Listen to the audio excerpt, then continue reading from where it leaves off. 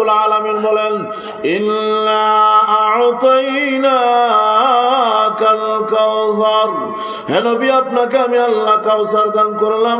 অর্থাৎ এক নম্বর ব্যাখ্যা হলো, নবী গো আপনাকে আমি আল্লাহ খায়রুল কাসির দান করলাম। খায়রুল কাসির হলো আমি আল্লাহ দুনিয়ার সকল নবীকে যা নিয়ামত দান করেছি সকল তো আপনারে দিয়েছি, আরো এক্সট্রা অনেক কিছু আপনাকে দিয়েছি যেগুলো আমি আল্লাহ আর কাউকে দান করি নাই। দুই নম্বর হলো, ইন্না আ'তাইনাকাল কাউসার, হে নবী আপনাকে আমি আল্লাহ সাহাবী দল দান করলাম, কাউসার দিলাম। অর্থাৎ হাউজে সাহাবীর একটা দল দান করলাম, আপনাকে সাথী দান করলাম। ইন্না আ'তাইনাকাল কাউসার, আমি আল্লাহ আপনাকে উম্মতে মুহাম্মদ দান করলাম, উম্মতে কাসির দান করলাম। আমি আল্লাহ আপনাকে কাউসার দিলাম। এর ব্যাখ্যা হলো, ওগো নবীজি আপনাকে আমি আল্লাহ রুহানি আওলাদ দিলাম। এভাবে অসংখ্য গুণিত নিয়ামত আমি আল্লাহ দান করেছি। নবী আমার আপনাকে আমি আল্লাহ সাহাবী দান করলাম। অন্যান্য নবীদেরকেও সাহাবী দিয়েছি, অন্যান্য নবীদেরকেও সাথী দিয়েছি। মুসা আলাইহিস সালামকেও সাথী দিয়েছি, ঈসা আলাইহিস সালামকেও সাথী দিয়েছি, নূহ আলাইহিস সালামকেও সাথী দিয়েছি। কিন্তু তাদের অবস্থা এমন, আর আপনাকে আমি আল্লাহর সাথে দিয়েছি, আপনার সাথীদের অবস্থা এমন। তাদের অবস্থা হলো, নবীর উপরে বিপদ এসেছে, উম্মত নবীকে ছেড়ে চলে গিয়েছে, সাথী নবীকে ছেড়ে চলে গিয়েছে। কিন্তু আপনাকে এমন সাথী দিয়েছি জীবন দিতে রাজি, তথাপি আপনাকে একটা মুহূর্তের জন্য ছাড়তে রাজি না। এটা কেন? এটা রিসালতের শান ও মর্যাদা, নবীজির রিসালতের শান। কারণ রিসালতের এমন শান ছিল, আল্লাহ নবীর চেহারা দেখলে সকল দৌড়ে আসতো, রসুলের কথা শুনলে পাগল হয়ে যেত। সাহাবীরা আল্লাহ নবী রাহমাতুল লিল আলামিন মুহাম্মদুর রাসূলুল্লাহ সাল্লাল্লাহু আলাইহি সাল্লামের সামনে দাঁড়িয়ে বলতো, আল্লাহ নবী গো আপনার চেহারা যখন আমি দেখতাম, আপনার চেহারা মুবারক যখন দেখতাম গো নবীজি, তখন অবস্থা এমন হতো গো আমাদের পেটের খিদা দূর হয়ে যাইত। ছেলের কথা বলে যাইতেন, মেয়ের কথা বলে যাইতেন, সন্তানদের কথা বলে যাইতেন। এমন সাথী আপনারা দিছি, তাদেরও দিছি সাথী।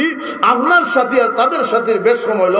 মুসা আলাইহিস সালাতু ওয়াস সালাম তো সাথী দিছি, সাহাবী দিছি, সাথী দিছি, আপনাকেও সাথী দিছি। কিন্তু আল্লাহ মুসা আলাইহিস সালাতু ওয়াস সালাম সাথীদেরকে লইয়া জিহাদের ময়দানে যখন যাবেন, জিহাদ করবেন, ঘোষণা যখন দিলেন যাও প্রস্তুত হও কওমে জাওয়ারিনের সাথে জিহাদ করব, তখন মুসা আলাইহিস সালামের সাথীরা কয় ফাযহাব, আপনাদের কি আনতা ওয়া রাব্বুকা ফাকাতিলা, আপনারা আপনার রব গিয়া যুদ্ধ করবেন। ইল্লা হাহুনা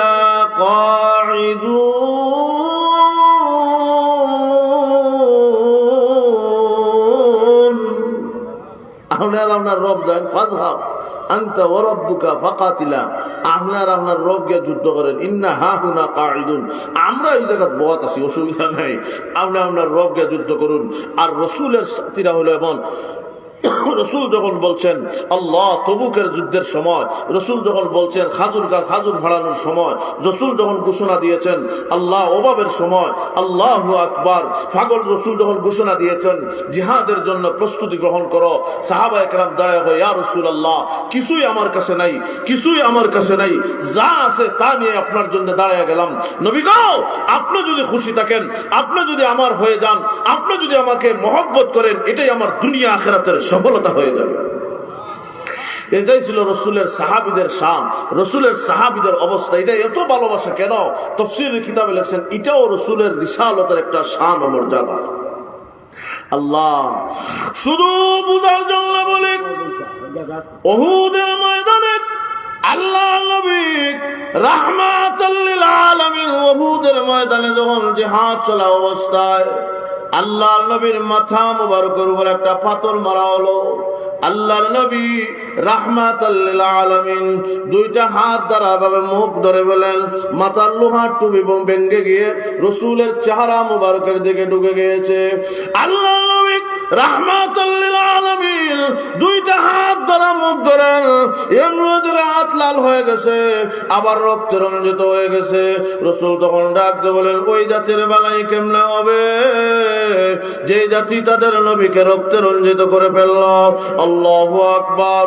যেই মাত্র এই ঘোষণা দিয়েছেন, জিবরাইল এসে বলে, ইয়া রাসূলুল্লাহ, ইয়া হাবিবাল্লাহ, আল্লাহর নবী গো, আপনি অনুমতি দেন, আমি আল্লাহর পক্ষ থেকে আপনার কাছে এসেছি, আপনি যদি অনুমতি দান করেন তাহলে উহুদ পাহাড় দিয়ে এদেরকে চেষ্টা করে ফেলবো, এদের পক্ষ থেকে প্রতিশোধ গ্রহণ করে ফেলবো। রাসূল আমি এদেরকে হত্যা করতে চাই না, এরা আসলে আমাকে চিনতে পারে নাই। আল্লাহুম্মা গফিরলি কওমি ফাইন্নাহুম লা ইয়ালামুন। জিবরাইল, এরা আমাকে চিনতে পারে নাই, আমি ওদেরকে মাফ করে দিলাম, আল্লাহ ওদেরকে আপনি মাফ করে দেন। আল্লাহু আকবার। আল্লাহ নবী রাহমাতাল লিল আলামিন যখন শরীর থেকে রক্ত বের হইয়া রক্ত শূন্যতার কারণে একটা গর্তের ভিতরে পড়ে গেছেন, রাসূল যখন গর্তের ভিতরে পড়ে গেছেন, আল্লাহ এমনি সাহাবায়ে কেরাম রাসূলকে খোঁজা শুরু করলেন।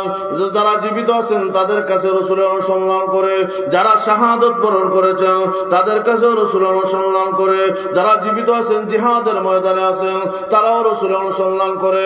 আলী রাদিয়াল্লাহু তাআলা এমনি যারা শাহাদাত বরণ করেছে তাদের কাছে গিয়ে যখন রাসূলকে খুঁজে পায় না, যারা জীবিত আছে তাদের কাছেও যখন খুঁজে পায় না, যারা জিহাদে আছে তাদের কাছেও যখন রাসূলকে খুঁজে পায় না, তখন আলী রাদিয়াল্লাহু তাআলা আনহু খোলা আকাশের নিচে দাঁড়াইয়া আকাশের দিকে তাকায় বলে, প্রভু আপনি ঈসা আলাইহিস সালামের মতো আপনার বন্ধুকে মনে হয় আকাশে তুলে নিয়ে গেছেন।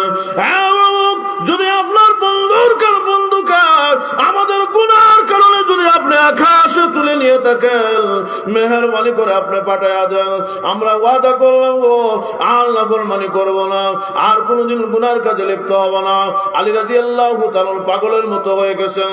সাহাবীরা ডাক দিয়ে বলেন, আমার নবী দুনিয়াতে নাই, এত এই জীবন রেখে কোনো লাভ নাই, জিহাদের জন্য পাগলের মতো দৌড়ান। কাফিরদের পেন্ডলির ভিতরে ঢুকে গেছেন। ওমর রাদিয়াল্লাহু তাআলা আনহু খোলা তরবারি হাতে লইয়া কাফিরদের বেষ্টনীর ভিতরে ঢুকেন আর বলেন, রে মক্কার কাফেররা, আমি খাত্তাবের ছেলে ওমর, শুনে রাখো আমার নবী দুনিয়াতে নাই, আমার নবীর খোঁজ কোনো পাওয়া যায় না। রে মক্কার কাফেররা শুনে রাখো, যেই জায়গায় আমার নবী নাই সেই জায়গায় আমি ওমর বেঁচে থাকতে চাই না, আমাকে শাহাদাত বরণ করাও, আর না হয় তোদেরকে কাবে জাহান্নামে পাঠাবো। এমন ভাবে যখন তুমুল বড় শৃঙ্খলা সৃষ্টি হয়ে গেল, সুযোগ পাইয়া শয়তান ঘোষণা দেয়, কাদ কুতিলা মুহাম্মদকে শাহাদাত বরণ করা হয়েছে, হত্যা করা হয়েছে, মুহাম্মদ আর দুনিয়াতে বেঁচে নাই। আল্লাহু আকবার। মুনাফিকের সরদার আব্দুল্লাহ ইবনে উবাই ইবনে সালুল রাগ দিয়ে বলে, হে মুহাম্মদের সাথীরা, মুহাম্মদের সাহাবীরা, আয় নবী নাই, কার জন্য আর জিহাদ করবে, চলো বাড়িতে যাই, আর জিহাদ করে লাভ নাই। তেমনি এই ঘোষণা দিয়েছে, এমনি সাহাবীরা ছত্রভঙ্গ হয়ে গেছেন, ছত্রভঙ্গ হয়ে গেছেন। আল্লাহু আকবার। এমত অবস্থায় যেই মাত্র ঘোষণা দিয়েছে কাদ কুতিলা মুহাম্মদ, মুনাফিকের সরদার ঘোষণা দিয়েছে মুহাম্মদ নাই, আর জিহাদ করেও কোনো লাভ নাই। যেই মাত্র এই ঘোষণা দিয়েছে, এমনি জিবরাইল আলাইহিস সালাতু ওয়াস সালাম গর্তের ভিতরে রাসূলের কাছে সূরা আল ইমরানের কয়েকখানা আয়াত নিয়ে আসলেন। রাসূলের কানে কানে এসে বলে ফেললেন, ওয়া মা মুহাম্মাদুন ইল্লা রাসূল قد خلت من قبله الرسل। ওই আয়াতগুলো যখন নাযিল হলো, আল্লাহ নবী গর্তের ভিতর থেকে উঠলেন, কিন্তু রক্ত শূন্য হওয়ার কারণে দুর্বল হয়ে গেছে। রাসূল উঠে দেখে সাহাবীরা ছত্রভঙ্গ, কেউ ডাইনে কেউ বামে, পাগলের মতো দৌড়ায় আর মুহাম্মদকে খোঁজে, রাসূলকে খোঁজে। আমনে রাসূল পাথরের উপরে উঠলে সকলকে দেখা যায়, পাথরের নিচ থেকে কাউকে দেখা যায় না। আল্লাহ নবী নবী পাথরে উঠতে চায় কিন্তু দুর্বলতার কারণে উঠতে পারে না। এমত অবস্থায় তালহা রাদিয়াল্লাহু তাআলা আনহু, যার শরীরে 90 থেকে 99টা তীরের জখম আছে, 63টার মতো তরবারির আঘাত আছে, রক্ত শরীর থেকে ঝরতেছে, ওই তালহা ডাক দিল, ইয়া রাসূলুল্লাহ, ইয়া হাবিবাল্লাহ, আল্লাহর নবী গো, আপনি আমার কাঁধে পা রাখুন, আমার কাঁধের উপরে আপনি আরোহণ করুন, আমি তালহা আপনাকে পাথর পর্যন্ত পৌঁছায়া দেই। আল্লাহর নবী আবু তালহার কাঁধে পা রাখলেন। আবু তালহা রাদিয়াল্লাহু তাআলা আনহু আল্লাহর নবীকে পাথর পর্যন্ত পৌঁছে দিল। রাসূল পাথরের উপর আরোহণ করে ডাক দিয়ে বলেন, আল্লাহু আকবার। সাহাবীরা রে, আমি রাসূল দুনিয়াতে এখনো আছি, আমি রাসূল এখনো দুনিয়া থেকে বিদায় নেই নাই। ও সাহাবীরা আয়, আমি রাসূল এখনো জীবিত আছে। এমনি একজন সাহাবী আরেকজন সাহাবীকে ডাক দেওয়ার বলে, রাসূলের সাহাবীরা রে আয়, এখনো রাসূল দুনিয়াতে আছেন রে, এখনো রাসূল জীবিত আছেন, দুনিয়াতে আছেন, রাসূল এখনো দুনিয়া থেকে বিদায় হন নাই। ও সাহাবীরা রে আয়, ওই দেখে হলো রাসূলের চেহারা দেখা যায়। আল্লাহর নবীর দিকে সকল দৌড়ায় আসলেন। রাসূল ডাক দিয়ে বলে, সাহাবীরা রে, আমি রাসূল, আমার কাছে কোরআনের আল ইমরানের আয়াত নাযিল হয়েছে, আমি আয়াতগুলো পড়ে শোনাবো। আগে শুনো, আমার তালহা আমার জন্য কি করেছে, কি করেছে। আমার তালহার জন্য আল্লাহ এত খুশি হয়েছে রে সাহাবীরা। আল্লাহ রাব্বুল আলামিন আমার তালহার জন্য আল্লাহর তৈরি জান্নাত ওয়াজিব ঘোষণা দিয়েছে। এজন্য আল্লাহ রাব্বুল আলামিন বলেন, ইন্না আ'তাইনাকাল কাউসার, নবী গো, আপনাকে আমি আল্লাহ কাউসার দিলাম। এর 2 নম্বর ব্যাখ্যা হলো, ওগো নবীজি, আপনাকে আমি আল্লাহ সাহাবীর একটা দল দান করলাম। নবী হে, আপনাকে এত সাহাবী দিলাম, এমন সাথী যারা জীবন দিতে রাজি হয়ে যায়, সন্তান হারাতে চায়, সন্তানের গলায় ছুরি ধরতে চায়, সন্তান হইয়া বাবার গলায় ছুরি ধরতে চায়, কিন্তু আপনাকে ছাড়তে চায় না, এমন সাথী দিলাম। এটা কেন কেন দিলাম? এটা হলো রাসূলের রিসালতের শান ও মর্যাদা। এজন্য আল্লাহ বলেন, ইন্না আ'তাইনাকাল কাউসার। আল্লাহ সাহাবীরা, এজন্য সাহাবীরা সবচেয়ে বেশি রাসূলকে ভালোবাসতেন। কাকে ভালোবাসতেন? আর জোরে বলুন না, কাকে ভালোবাসতেন? আর আমরা রাসূলকে ভালোবাসি ঠিকই, কিন্তু লাগে জিলাপি আর তুষাসিনী আর আখনিলে তো আলহামদুলিল্লাহ। আমরা ভালোবাসা হইলো আখনির মাঝখানো, মজুরে বলুন ঠিক না? আমাদের ভালোবাসা আখনি হইলে তো আর হইছেই আল্লাহ। গত কয়েকদিন আগে এক প্রোগ্রামে গেলাম, তো আমি হইলাম শেষ বক্তা। আমি গিয়ে দেখি মাহফিলে কোনো মানুষ কম, তখন কইলাম আলহামদুলিল্লাহ, আপনাদের প্রধান অতিথি হযরত আখনি সাহেব রহমতুল্লাহ আলাইহি উনি আসেন, কিছু সময়ের মধ্যে চলে আসবেন। হইতে দেরি, ওরাও গাঠি লইয়া ইহা টাক লইয়া আখনি লইয়া আইছে বেন দিয়া, তখন লইয়া ইয়া যখন নামছে, তখন দেখা যায় আলহামদুলিল্লাহ মাঠ বরহুর। আমি বললাম, হায় হায়, আজকের প্রোগ্রামের প্রধান অতিথি হইলাম মিস্টার আখনি সাহেব। আর আখনি দেখালো এখানে হ্যান্ডেল মানুষ, আখনি না হইলে বাজারও সার ফুটেলে মানুষ। এটা হইলো বাস্তবতা। মজুরে বলো ঠিক না? আমি জিজ্ঞাসা করি দয়ামির আমার চাচা বাপ চাচাদেরকে, আমার ভাই বন্ধুদেরকে, আগামীকালকে গরুয়াটার মাঠে তফসির মাহফিল হইব, আমরা সব বইয়া শুনবো, হইব আগামীকালকে? আর জোরে বলুন না।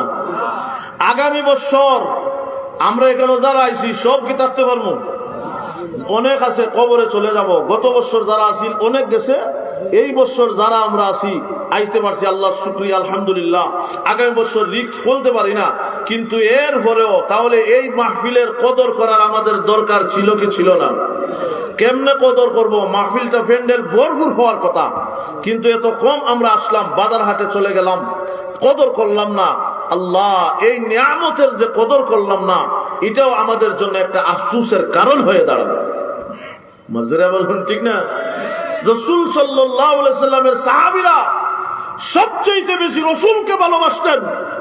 আল্লাহ সব ছাড়তে রাজি, মা ছাড়তে রাজি, বাবা ছাড়তে রাজি, কিন্তু রাসূল ছাড়তে, আর জোরে বলুন না। শুধু বোঝার জন্য একটা ঘটনা বলি। রাসূল একজন সাহাবী, যার নাম হলো আবু সালমা আর উম্মে সালমা।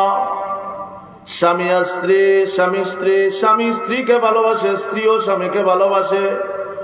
স্বামী স্ত্রীর ভালোবাসা যদি ভিতরে গভীর হয়, আল্লাহ বলেন ওই দুজনকে আমি আল্লাহও ভালোবাসি। জামাই যদি বউর দিকে তাকাইয়া মুস্কি হাসি দেয়, আর বউ যদি স্বামীর দিকে তাকাইয়া মুস্কি হাসি দেয়, আল্লাহর রসুল বলেন আল্লাহ রব্বুল আলামিন দুজনের মধ্যখানের সকল সগীরা গুনাহ জড়াইয়া মাটি ফেলে দেয়।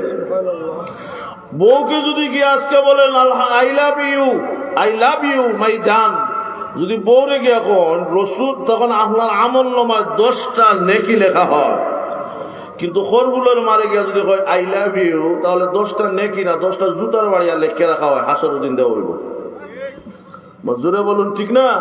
কিন্তু আমরা এদিকে না, ফাতারে দৌড়াই, ফাতারে দৌড়াই, স্ত্রীকে বলি না আল্লাহ। যাই হোক, এটা বিষয় না। তো রসুল আবু সালমার উম্মে সালমা দুজন একে অন্যকে ভালোবাসে।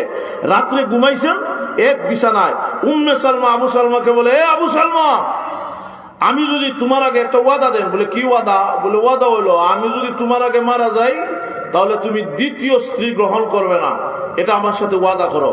কারণ বউ চায় না যে আমার জামাই জিতা থাকতো তো বিয়া করো, মরার ঘরেও যে করতো না, এটা চায় না, কোন নারী চায় না। আল্লাহ, আবু সালমা বলেন ওয়াদা করলাম তুমি যদি আমার আগে মারা যাও, আমি দ্বিতীয় স্ত্রী গ্রহণ করব না। উম্মে সালমা কয়, আবু সালমা, আমিও ওয়াদা দিলাম তুমি যদি স্বামী আমার আগে মারা যাও, আমি স্ত্রী দ্বিতীয় স্বামী গ্রহণ করব না। আবু সালমা কয়, না, এই ওয়াদা মানি না, বরং আমি স্বামী হইয়া দোয়া করি আল্লাহ যেন তোমাকে আমার চাইতে উত্তম স্বামী আল্লাহ দান করে। স্বামীর দোয়া স্ত্রীর জন্য কবুল হয়নি, হয় না? আল্লাহ রসুল বলেন আয়েশাকে, আয়েশা, তোমার আলী যদি তোমার উপর নারাজ থাকে আর এমত অবস্থায় তুমি মারা যাও, আমি রসুল বললাম তুমি ফাতেমা, ফাতেমাকে বলেন, ও ফাতেমা, যদি আলী তোমার উপর নারাজ থাকে তোমার স্বামী, আর এমত অবস্থায় তুমি মারা যাও, নারাজ আলী হওয়ার কারণে আমি রসুল তোমার জানাজায় হাজির হব না। চিন্তা করুন স্বামী আর স্ত্রীর কতটুকু হক, স্ত্রীর হক কতটুকু। আমরা তো বউ যারা আছে, মহিলা যারা আছে, এরা দোয়া লওয়ার একমাত্র জায়গা হইল তার স্বামী। স্বামী যদি আকাশের দিকে তাকায় হয়, প্রভু আমি আমার স্ত্রীর উপর রাজি আর খুশি, তুমি আল্লাহ খুশি হয়ে যাও, রসুল সার্টিফিকেট দিয়েছেন, ওই স্ত্রীকে আল্লাহ জান্নাতের সার্টিফিকেট দান করেন। কিন্তু আমরার স্ত্রীরা এমন জ্বালানি জ্বালায়, আল্লাহ মাইলে নৌরি কোনদিন মরবো আর জানটা বাসো, এটা হইল আমাদের অবস্থা। অথচ আল্লাহু আকবার, আবু সালমা কয়, ও উম্মে সালমা, তুমি যদি আমার আগে মারা যাও, তাহলে আমি আবু সালমা দোয়া করি আমার চাইতে উত্তম স্বামী যেন তোমাকে দান করে। আবু সালমা দোয়া করলেন, আল্লাহর নবী রাহমাতাল লিল আলামিন মক্কা থেকে হিজরত করে যখন মদিনায় চলে গেলেন, আবু সালমা আর উম্মে সালমা দুজন রওনা দিলেন। একটা ঘোড়ার উপর আরোহণ করলেন, সালমাকে সাথে লইয়া মদিনার উদ্দেশ্যে রওনা দিয়েছেন। রাস্তায় যখন গেলেন, হঠাৎ করে আবু সালমার শ্বশুর গোষ্ঠীর লোকেরা এসে দাঁড়ালো। ও আবু সালমা, তুমি মদিনায় যাও, কোনো আপত্তি নাই, কোনো আপত্তি নাই, কিন্তু তোমার সাথে আমাদের সন্তান, গোষ্ঠীর সন্তান সালমা আছে, তাকে তোমাকে দিতে পারি না। আমাদের মেয়ে উম্মে সালমা আছে, তাকে তোমার সাথে দিতে পারি না। জোর করে উনার স্ত্রীকে উনার শ্বশুর বাড়ির লোকেরা নিয়ে গেল। আবু সালমার গোষ্ঠীর লোকেরা এমন এসে বলে, আবু সালমা তুমি মদিনায় যাও, কোনো আপত্তি নাই, কিন্তু তোমার সাথে আমাদের সন্তান সালমা আছে, ওই সালমাকে দিতে পারি না। উনার গোষ্ঠীর লোকেরা নিয়ে গেল। আবু সালমা দাঁড়ায় বলেন, রে আমার গোষ্ঠীর লোকেরা, আমার শ্বশুর গোষ্ঠীর লোকেরা, শুনে রাখো, আমার স্ত্রী তোমরা নিয়ে গেছো, আমার সন্তান নিয়ে গেছো, মনে করেছো আমি মনে হয় মোহাম্মদের কাছে যাব না। আল্লাহর কসম, এক স্ত্রী কেন, শত স্ত্রী সন্তান যদি হয়, তাদের গলাত নবীর জন্য ছুরি লাগাইতে রাজি আছি। আমি তোমাদের জন্য ছেড়ে গেলাম, আল্লাহর জন্য ছেড়ে দিলাম। আবু সালমা মদিনায় চলে গেলেন। আর উম্মে সালমা সেমনি সন্তান হারাইয়া, স্বামী সন্তান হারাইয়া পাগলের মতো হয়ে গেলেন। খাবার খায় না, টাইম মতো গোসল করে না, গোসলও করে না, খাবারও খায় না, পাগলের মতো হয়ে গেছেন। দৌড়ায় আসেন, ওই জায়গা পর্যন্ত আসেন যেই জায়গায় সন্তান স্বামী হারাইছেন। ওই জায়গায় এসে আকাশের দিকে তাকায় কাঁদলেন, প্রভু গো, আমার সন্তান স্বামী তোমার জন্য হারিয়েছি। তুমি সাক্ষী থাকো রে জমিন, তুমি সাক্ষী থাকো, রাহমাতাল লিল আলামিনের জন্য আমার সন্তান হারাইলাম, আমার স্ত্রী আমার স্বামী হারাইয়া আর সামনে রাস্তা তো আমি চিনি না, সামনে যেতে পারি না, মেহেরবানি করে আল্লাহ তুমি আমার স্বামী সন্তান মিলাইয়া দাও। এই পর্যন্ত এসে উম্মে সালমা কাঁদলে, এদিকে সন্তান মা হারাইয়া বাবা হারাইয়া, সন্তান মা বাবা হারানো অবস্থায় পাগলের মতো হয়ে গেছে, খাবার খায় না, এমনি পাগলের মা মা বলে ডাকে, বাবা বাবা বলে চিৎকার করে, রাত্রে ঘুমায় না, এমনি পাগলের মতো হয়ে গেছে, এমনি কঙ্কাল হয়ে গেছে, খাবার না খাওয়ার কারণে, গোসল না করার কারণে, শুনে ঘুম না হওয়ার কারণে মা সন্তান পাগলের মতো হয়ে গেছেন। অবশেষে আবু সালমার শ্বশুর গোষ্ঠীর লোকেরা এবং তার গোষ্ঠীর লোকেরা বসে পরামর্শ করলো, এভাবে মেয়ে আর মেয়ের সন্তান মারা দেওয়ার চাইতে ওদেরকে মদিনায় পাঠিয়ে দেওয়া ভালো, এমনি তাদেরকে মদিনায় পাঠিয়ে দেয়। একটা পরামর্শ করে একটা বাহন আনলো, উট একটা আনলো, উটের মধ্যে মেয়ে আর সন্তান আর মাকে তুলে তাদেরকে মদিনার উদ্দেশ্যে রওনা দিলেন। মদিনায় চলে যাবেন, রসুলের সাথে দেখা হবে, স্বামীর সাথে মনের দেখা হবে। মনের ভিতরে বড় জল্পনা কল্পনা, আর এতদিন পরে আমার স্বামীর সাথে দেখা হবে, আমার স্বামী মান অভিমান করে চলে গেছে, আমার স্বামী হারাইয়া এতদিন স্বামীর সাথে আমরা থাকতে পারি নাই। মনের ভিতরে কত আনন্দ লইয়া মদিনায় যখন প্রবেশ করবে, মদিনায় যখন ঢুকবে, এমনে শুনে বেলাল ঘোষণা দেয়, তোমরা কারা রে? রবির সাহাবীরা মুসলমানেরা বের হয়ে আসো, আবু সালমার জানাজার নামাজ রেডি হয়ে গেছে। উম্মে সালমা আসমান ভেঙে যেন উপরে পড়েছে, আমার স্বামী না না, ইনি এই আবু সালমা না, ইনি মনে হয় অন্য কোনো আবু সালমা। আমার আবু সালমা তো দুনিয়া থেকে যেতে পারে না। আল্লাহু আকবার। মনের ভিতরে ভয় নিয়ে নিয়ে মদিনা শহরে ঢুকলেন, মদিনাতুর রাসূলের ঢুকলেন। প্রবেশ করে আগে তখন লাশ দেখার জন্য গেলেন, গিয়ে দেখেন মুসলমানেরা দাঁড়িয়ে আছে কাতারবন্দি হয়ে, আর সামনে দাঁড়িয়ে আছেন রাহমাতাল লিল আলামিন, সাইয়্যিদুল মুরসালিন, আশরাফুল আম্বিয়া, তাজদারে মদিনা, দু জাহানের সরদার রাহমাতাল লিল আলামিন দাঁড়িয়ে আছেন। আবু সালমা এমনি মুখ সরাইয়া, মুখের উপর থেকে কাপড় সরাইয়া উম্মে সালমা কান্নার বলে, আবু সালমা তুমি আমাদেরকে ছেড়ে যেতে পারো না, আমরা জানো মদিনায় আমাদের আপন বলতে কেউ নাই, আমরা কার কাছে যাব? তুমি আমার কাছে মনে হয় অভিমান করেছো। আবু সালমারে উঠো, তোমার সন্তান নিয়ে এসেছি, মেহেরবানি করে মাথা তুলো, তুমি আমাকে ছেড়ে যেতে পারো না। এমনি সালমা দৌড়াইয়া বাবার বুকের উপর পড়ে আর কান্না, আব্বা জান আমি তো আপনাকে দেখার জন্য আসলাম, আপনার গলা না ধরলে রাত্রে তো আমি ঘুমাইতে পারি না, তাহলে কেন গো আমাকে এভাবে ছেড়ে চলে গেলে? আমি এখন মাকে নিয়ে কার কাছে যাব? আমি কার আশ্রয় গ্রহণ করো?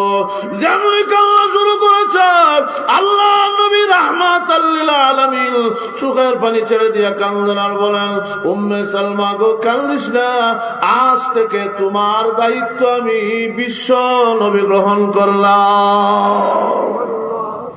উম্মে সালমা রাদিয়াল্লাহু তাআলা আনহা যখন চলে গেলেন, আবু সালমার দাফনের কাজ সম্পাদন হলো, উম্মে সালমার ইদ্দত পুরা হলো। আল্লাহু আকবার।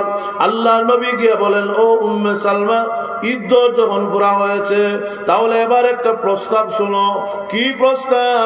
প্রস্তাব হলো আমি বিশ্ব নবী তোমাকে স্ত্রীর মর্যাদা দিতে চাই। উম্মে সালমা বলেন, ইয়া রাসূলুল্লাহ, আপনার স্ত্রী হব এটা তো আমার আনন্দের ব্যাপার, কিন্তু দুই কারণে আমি পারবো না গো নবীজি, দুইটা কারণে আমি পারবো না। কি দুই কারণ? এই দুইটা কারণ হলো, এক নম্বর কারণ হলো আমি মাঝে মাঝে অভিমান করি। এটা আমার একটা অভ্যাস। কোন স্ত্রী দেখবেন সামান্য জিনিসে গুসা করে না? ভালো কাপড় নিয়ে দিছেন, এরপরে কইব হ্যাঁ এটা তো কাপড় হইল নি। বাবার বাড়ি যাইতো, আচ্ছা যাও আজকে না আগামীকালকে লয়ে যাইব। তোমার ঘর কিতা খাইলাম তে। সামান্য জিনিসে অভিমান করে। আল্লাহর নবী গো, আমার একটা অভ্যাস হলো আমি অভিমান করি। অভিমান, আমার স্বামী আমার অভিমান ভাঙ্গায়, আমার স্বামী আমার অভিমান ভাঙ্গায়। নবী গো, আপনার স্ত্রী যদি আমি হয়ে যাই আর অভ্যাস মুআফিক অভিমান করি, মহান আল্লাহ আমার উপর নারাজ হয়ে যাবেন। কারণ নবীজির সাথে গুসা করা যায় না। এটা কেন যায় না? বলে এটা রিসালতের শান। নবীজির সাথে রাগ করা যায় না, নবীজির সাথে অভিমান করা যায় না। আল্লাহু আকবার। নবীজি, আপনার স্ত্রী যদি হয় আর আমি যদি অভিমান করি, তাহলে তো আমার শরফ, এটা আমার উপর একটা অসম্মানী হয়ে যাবে। আমার ভয় হয় আপনার কদর করতে পারবো না। রসুল বলেন, আও উম্মে সালমা, আমি মুহাম্মদুর রাসূলুল্লাহ তোমাকে অভিমান করার অনুমতি প্রদান করলাম। যেই মাত্র কইছে অনুমতি দিলাম, জিবরাইল খানে এমনি দেখে জিবরাইল আইছে, ইয়া রাসূলুল্লাহ চিন্তা করার দরকার নাই, আল্লাহ পাঠাইছেন আমাকে এই খবর লইয়া উম্মে সালমার অভিমানের যে একটা বেমার, এটা আল্লাহ তার কলব থেকে দূর করে দিয়েছে। আল্লাহু আকবার। উম্মে সালমা রসুলের কাছে আল্লাহ দুই নম্বর কি? উম্মে সালমা কয়, হুজুর তাহলে অসুবিধা নাই। দুই নম্বরটা কি? বলে দুই নম্বরটা হইল, কোন স্বামী তার দ্বিতীয় স্ত্রীর স্বামীর সন্তানকে মানে না। আমার সালমা আবু সালমার সন্তান, আমার প্রথম স্বামীর সন্তান, এটা তো আপনি যদি না মানেন, আপনার কাছে যদি আমি স্ত্রী হয়ে যাই, আমার সন্তান যদি রাস্তায় রাস্তায় হাঁটে, কিয়ামতের ময়দানে যদি আবু সালমা আমার ও উম্মে সালমা নবীর বউ হওয়ার জন্য আমার সন্তানকে বাদ দিয়ে দিলা, এটা কি করলা? তাহলে কি জবাব দিব? এই জন্য পারবো না। রসুল বলেন, হে আবু সালমা, ও উম্মে সালমা, শুনো, তোমাকে বিয়ে করার মূল কারণই হলো সালমাকে পিতৃত্বের ভালোবাসা দেওয়া। তোমাকে স্ত্রী হওয়ার জন্য না, বাপের অধিকার আমি সালমাকে প্রদান করবো। এটাই হলো আমি নবীর, বিশ্ব নবীর অধিকার। হুজুর সাল্লাল্লাহু আলাইহি সাল্লামের মূল কারণই হলো আল্লাহু আকবার। এটাই হলো রসুল সাল্লাল্লাহু আলাইহি সাল্লাম যত বিবাহ করেছেন, নারীদের অসহায়ত্ব থেকে সহায়ত্ব দান করাই ছিল রসুলের মূল উদ্দেশ্য। কিন্তু আজ 1450 বছর ভরে এসে কিছু বুদ্ধিজীবী কুলাঙ্গাররা রসুলের চরিত্র নিয়ে কথা বলে, এই কথা বলে মুহাম্মদ যদি ভালো হয় তাহলে 12-11টা 9টা বিবাহ কেন করলো, 11টা বিবাহ কেন করলো? তাহলে বোঝা যায় রসুলের চরিত্রে ঠিক নাই। এমন কথা পর্যন্ত বলার দৃষ্টতা বাংলার জমিনে দেখায়। আমি আজকে দয়ামির বাজার তাফসীরুল কোরআন মাহফিল থেকে বলিষ্ঠ আওয়াজে বলতে চাই, বাংলার জমিনে এখনো মুয়াজ্জিনের আজানের ধ্বনিতে, আল্লাহু আকবারের ধ্বনিতে সূর্য উঠে সূর্য অস্তমিত যায়, এখনো তকিওয়ালা বেঁচে আছে, দাড়িওয়ালা বেঁচে আছে। আল্লাহর কসম, একজন তকিওয়ালা বেঁচতেও রসুলের গুস্তাখি কর্নেওয়ালাকে বাংলার জমিনে রাখতে দেওয়া হবে না। এখনো রসুলের চরিত্র নিয়ে কথা বলে এত বড় কুলাঙ্গার এখনো বাংলার জমিনে আছে। আল্লাহু আকবার। রসুলকে হত্যা করে, রসুলকে গালি দেয়, রসুলের চরিত্র নিয়ে কথা বলে, এই সমস্ত কুলাঙ্গাররা বাংলার জমিনে বসবাস করার অধিকার নয়। এরা বাংলার জমিনে বসবাস করতে পারবে না। যদি এত রসুলকে নিয়ে কটাক্ষ করার শখ থাকে, যদি এত মূর্তি লইয়া ভালোবাসা থাকে, তাহলে যেখানে মূর্তির অবদান সেখানে চলে যাও। বাংলার জমিনে কোরআন এবং হাদিসের জমিন, আলিম ওলামার জমিন, গহরগুরির জমিন, ওই জমিনে তোমার বাটপারি চলবে না।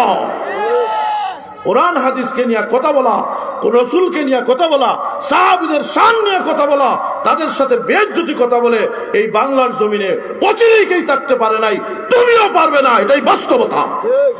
রসুলের চরিত্র নিয়ে কথা বলে। আল্লাহু আকবার। রসুল বলেন, ও উম্মে সালমা, আমি তোমাকে বিয়ে করার জন্য তোমাকে প্রস্তাব দেই নাই গো উম্মে সালমা, আমি প্রস্তাব দিয়েছি। আমার প্রস্তাবের মূল কারণ হলো, আমি প্রস্তাব দিয়েছি একটাই কারণ, কারণটা হলো আমি সালমাকে তার বাবার অধিকার প্রদান করতে চাই। আল্লাহ। এজন্য রসুল বলতেন, দুনিয়ার মানুষ এতিমকে ভালোবাসো, কারণ এতিমের যে কষ্ট এটা আমি রসুল বুঝি, কারণ আমি নবী ছিলাম এতিম। আমি নবী ছিলাম এতিম, আমি নবী ছিলাম অসহায়। আল্লাহ রসুলকে আল্লাহ নিজে বলেন, নবী হে, আপনি উম্মতের জন্য ফেরেশান ছিলেন, আপনি ফেরেশান ছিলেন, হেদায়েতের রাস্তা খুঁজছিলেন, উম্মতের জন্য পাগল পারা ছিলেন। আমি আল্লাহ আপনাকে উম্মতের হেদায়েতের রাস্তা প্রদান করেছি। ووجدك ضالا فهدى ووجدك عائلا فأغنى فأما اليتيم فلا تقهر وأما السائل فلا تنهر। আল্লাহ নবী হে, এতিম আমি আপনাকে পাইছি, কিন্তু এতিম পাইলেও আপনার মাথার উপর ছাতা আমি আল্লাহ আপনাকে প্রদান করেছি। এজন্য রসুল বলেন, আমি এতিম ছিলাম, এতিমকে ভালোবাসো, এতিমকে মহব্বত করো।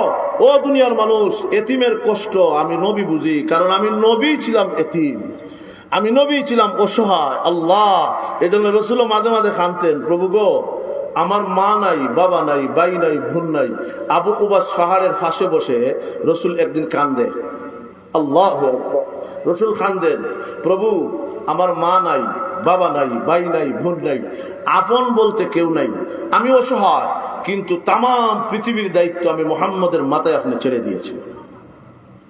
রসুল যখন কান্না শুরু করছে, এমতো অবস্থায় কান্দে রসুল বসে বসে, এমতো অবস্থায় আবু জাহেল এক রাস্তা দিয়ে যায়। রসুলকে আল্লাহ সান্ত্বনা দেয়, নবী আপনি চিন্তা করেন না, আপনাকে যদিও পাগল বলে, আপনার যদিও অসহায়, কিন্তু আপনার চিন্তার দরকার নাই। আবু তালহার পাহারাদারির আপনার দরকার নাই, তালহা জুবাইরের পাহারাদারির দরকার নাই, আবু বকরের পাহারাদারির দরকার নাই।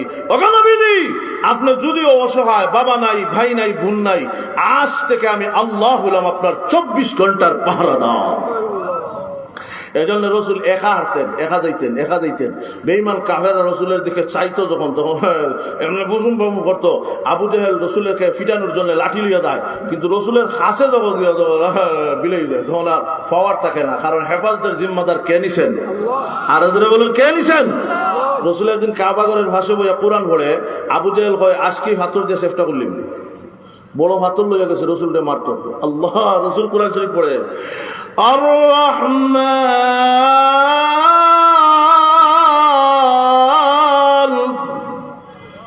আল্লামাল কুরআন। আবু জাহেল তো দাঁড়াও, আর রহমান খাওয়াইতেছি, ফাতর লইয়া গেছে, রসুলকে ফিটাইব, মাথাত মারবো। রসুল তো নিচের দিকে চাইয়া পড়ে, আবু জাহেল ফাতর লইয়া গেছে, এমনি রসুলের মাথাত ছাড়বো, যেমনি খালি ছাড়বো এমনি আল্লাহ দুটা কোনকে এভাবে সোজা করে দিছে, এখন আর ব্যান্ড করতে পারে না। এটা সুটিয়া তার কল্লা ছোড়ার সম্ভাবনা আসেনি, কথা বুঝছেন না মনে হয়? হাতত তো লইছে মাথার উপরে, খালি দিব এমনি দেখে হাত সুজ হয়ে গেছে, এখন আর যায় না, এখন ব্যান্ড হয়ে গেছে, এখন সুজা ব্যান্ড করতে পারে না।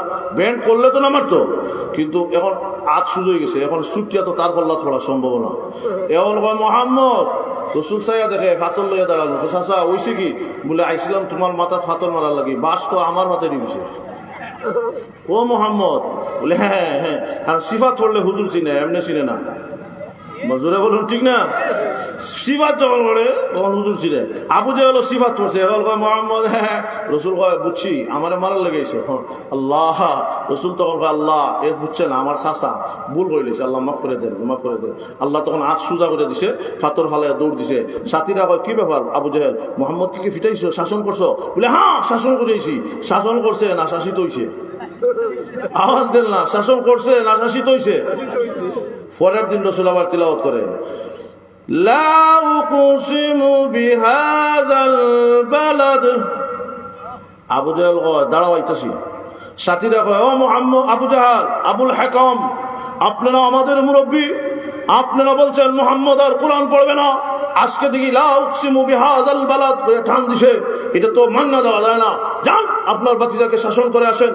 তখন আবু জাহেল বলে না গিয়ে তো উপায় নাই, বন্ধু বান্ধবরা তো জাগাত রাখা লাগে, আচ্ছা যা আসতেছি। তখন লাঠি একটা লইয়া গেছে, কারণ এদিন গেছে লাঠি লইয়া, কারণ বুঝছে যে বিপদ তো আইবই, আইলে না জুতা মুজা ফালাইয়া বাগার একটা হত করি, হ্যাঁ।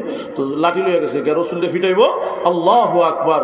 রসুল তো বসে বসে কোরআন তিলাওয়াত করেন, কারণ রসুলকে আল্লাহ জানাই দিচ্ছেন, নবী চিন্তা করো না, আপনার ফারাদার হইলাম আমি, আর জোরে বলুন আমি আল্লাহ হইলাম ফারাদার। আবু জেহেল কেন? দুনিয়ার কেউ আপনার কিছু করতে পারবে না, আমি আল্লাহ আপনার। জোরে বলুন ঠিক না? আমি আল্লাহ আপনার হয়ে গেছি, চিন্তার কোনো কারণ নাই। আবু জেহেল তখন রসুল কুরআন তিলাওয়াত আবার শুরু করছেন, আল্লাহু আকবার। লাঠি লয়ে গেছে, বাড়ি দিব, খালি বাড়ি দিব। এমনিই দেখে রসুলের আওয়াজ শুনে ঠিকই, কিন্তু রসুলটা আর দেখে না। সুবহানাল্লাহ বলবেন না? ফিসে দিয়েছিল বাতিজা একটা, ছোট বাচ্চা একটা, হে দৌড়ে গেছে। আবু জেহেল সত্যি কি মোহাম্মদকে ফিটায় না কি করে একটু দেখি তো। ফিসের দিকে গেছে, গিয়া একটু আঘাত করবো, তখন গিয়া মোহাম্মদ, হ্যাঁ বাড়ি দে আনতা। সে তখন ডাক দেখো, ছোট বাচ্চা কয় চাচা দৌড়ে উড়ে লাভ নাই, আন্দাজ করে বাড়ি দেন। দেখিয়া কি করবেন? যেখান থেকে আওয়াজ আসে এখানে তো মোহাম্মদ আছে, তাহলে আন্দাজ করে বাড়ি দেন। তো গেছে বাড়ি দিব, যেমনি খালি গেছে বাড়ি দিব। আপনি শুনে ফিসন দিক থেকে কোরআনের আওয়াজ শুনে তখন গেছে দৌড়ে ফিসে দি। এ তখন বাতিজা কয় চাচা দৌড়ান কেন? আন্দাজ করে বাড়ি দেন না। আবু জেহেল কয় তোর বাপর কল্লাদ দিব না আমার বাপর কল্লাদ। আগে গেলে ফিসে শুনি, ডাইনে গেলে বামে শুনি। আল্লাহু আকবার। ডাইনে শুনি, আওয়াজও তো আন্দাজ করতে পারি না। রসুল বলেন চাচা কিয়ামত পর্যন্ত দৌড়াইলো লাগাল হইতে না, কারণ হেফাজতের জিম্মাদার কে? আওয়াজ দিয়ে বলুন কে? আল্লাহ। কিয়ামত পর্যন্ত দৌড়াইলো হইতে না। আবু বকর রাদিয়াল্লাহু তাআলা আনহু বলেন, ইয়া রাসূলুল্লাহ, ইয়া হাবিবাল্লাহ, আল্লাহর নবী গো, আমি দেখি কিন্তু কাফেররা কেন দেখে না? আবু জেহেল, উকবা, সাহাবা আপনাকে দেখে না, ব্যাপারটা বুঝলাম না। আল্লাহর নবী বলেন, আবু বকর, আল্লাহ রাব্বুল আলামিন জানাইয়া দিয়েছেন, আমি যখন কোরআন তিলাওয়াত করব, অসংখ্য গণিত রহমতের ফেরেশতারা আমাকে বেষ্টনীয়ে দেখে, বেষ্টনী দিয়ে রাখে দেয়, হিজাবাম মাসতুরা, গোপন পর্দা দিয়ে রাখে। হিজাবাম মাসতুরা, গোপন পর্দা দিয়ে রাখে। গোপন পর্দার কয়েক মানা লিখেছেন, এর মধ্যে একটা হলো রহমতের ফেরেশতা বেষ্টনী দিয়ে রাখে। এজন্য বেঈমান কাফেররা আমি বিশ্ব নবীকে দুই নয়নে দেখতে পায় না।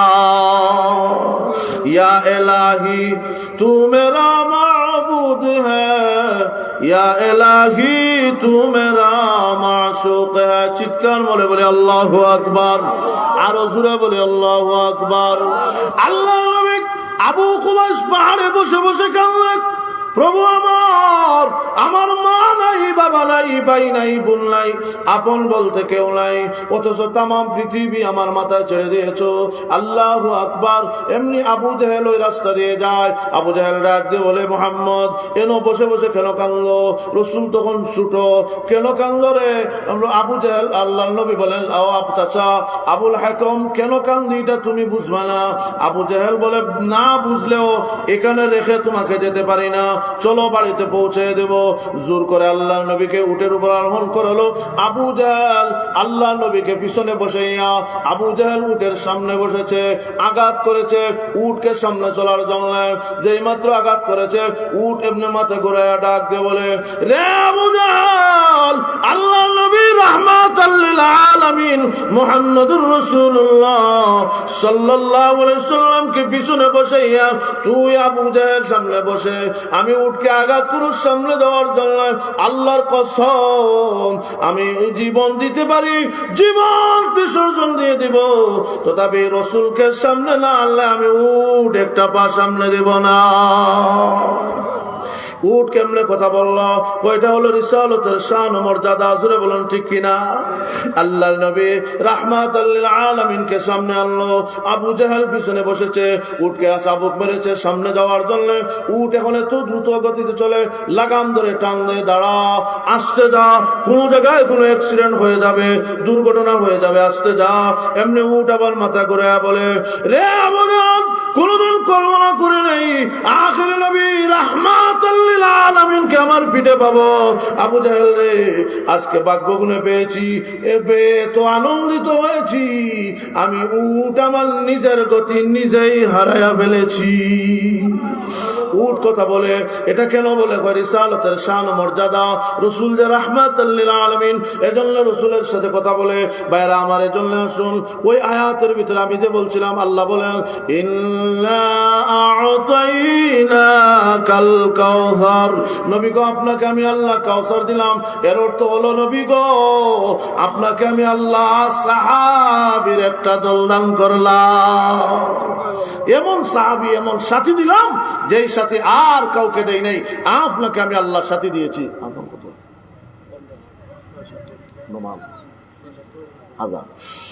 সাথী দিলাম গেল এক। 2 নম্বর হলো ইন্না আতাইনাকাল কাউসার, হে নবী আপনাকে কাউসার দিলাম। এর 2 নম্বর ব্যাখ্যা হলো নবী গো আপনাকে আমি আল্লাহ উম্মতে মুহাম্মদী দান করলাম, এত উম্মত দিলাম। অন্যান্য নবীকে আমি আল্লাহ উম্মত দান করেছি। আল্লাহু আকবার। মুসা আলাইহিস সালামকে এত উম্মত দান করেছি, ঈসা আলাইহিস সালামকে দিয়েছি, সমস্ত নবীকে আমি আল্লাহ উম্মত দান করেছি। কিন্তু আপনাকে যত উম্মত দান করেছি আর কাউকে এত উম্মত দেই নাই। এত উম্মত আপনাকে দান করলাম, উম্মতে কাসীর দান করলাম, অসংখ্য অগণিত উম্মত আমি আল্লাহ আপনাকে দিয়েছি। নবী আপনার উম্মত এমন উম্মত দিয়েছি, এমন পাওয়ারফুল উম্মত দিয়েছি, অন্যান্য নবীরাও আপনার উম্মত হওয়ার জন্য দরখাস্ত করে। এত সম্মান আর ইজ্জত দান করেছি আল্লাহ আপনার উম্মতের ভিতরে। এত বড় বড় হাস্তি আমি আল্লাহ দান করেছি, এত সম্মানী এত ব্যক্তিত্ব দান করেছি। ওগো নবীজি আপনাকে আমি উম্মত দিলাম, আপনার উম্মতের ভিতরে আল্লাহর ওলি গহরপুরীর মতো ব্যক্তিত্ব দান করেছে। আপনার উম্মতের ভিতরে আমি আল্লাহ শাইখ ইসামতির মতো ব্যক্তিত্ব দান করেছে।